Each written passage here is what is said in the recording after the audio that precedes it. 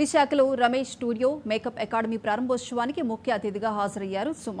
విశాఖలో మేకప్ కోసం ప్రత్యేకంగా అకాడమీని ఏర్పాటు చేసి శిక్షణను ఇవ్వడం పట్ల నిర్వాహకులను అభినందించారు.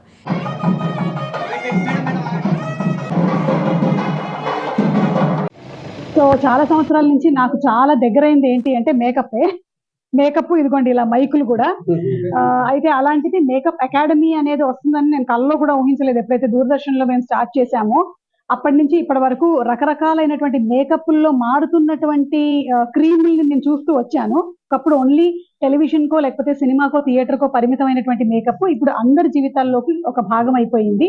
అఫ్ కోర్స్ చాలా మంది మేకప్ వేసుకోకుండానే ఫిల్టర్లు వాడుతూ ఉన్నారు అనుకోండి. అలా కాకుండా కూడా పెళ్లిళ్ళకి ఫంక్షన్స్ కి చాలా ఎక్కువగా మేకప్ అవసరం ఉంది కాబట్టి మేకప్ అకాడమీస్ బాగా ఫ్లరిష్ అవుతున్నాయి. అందులో ఒకటి Ramesh Makeup academy.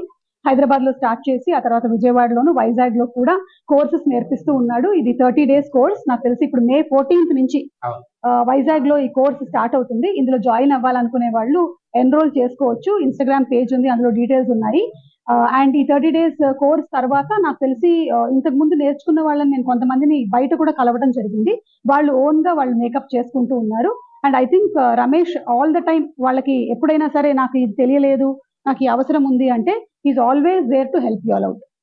So congratulations to Ramesh Makeup academy.